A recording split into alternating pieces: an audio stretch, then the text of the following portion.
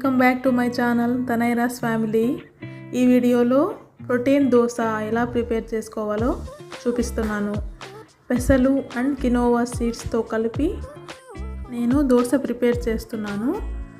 ఈ dosa weight loss అవ్వాలనుకునే వాళ్ళకి చాలా యూజ్ అవుతుందండి. నేను 1 గ్లాస్ పెసరపప్పు తీసుకున్నాను.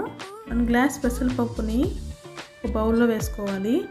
అలాగే 1 గ్లాస్ కినోవా సీడ్స్ని కూడా వేసుకోవాలి. 1/2 గ్లాస్ బియ్యము, 2 టేబుల్ స్పూన్ల ఎర్ర కందిపప్పును కూడా వేసుకోవాలి.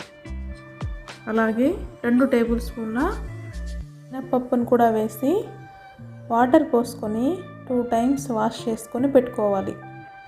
ఇప్పుడు ఇందులో తగినన్ని వాటర్ కూడా వేసి ఓవర్ నైట్ సోక్ చేసుకోవాలి.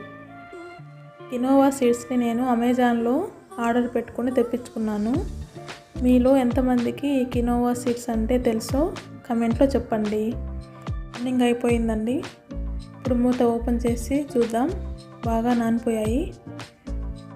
ఇప్పుడు వీటన్నింటిని మిక్సీ జార్లోకి ట్రాన్స్ఫర్ చేసుకోవాలి. ఇప్పుడు ఇందులో 3 పచ్చిమిరపకాయలు, ఒక పెద్ద అల్లం ముక్కను కూడా వేసుకొని కొద్దిగా సాల్ట్ కూడా వేసుకొని గ్రైండ్ చేసుకోవాలి. చూడండి, ఈ కన్సిస్టెన్సీలో మనము పిండిని రుబ్బుకోవాలి. ఇప్పుడు నేను దోశ వేసుకుంటున్నాను.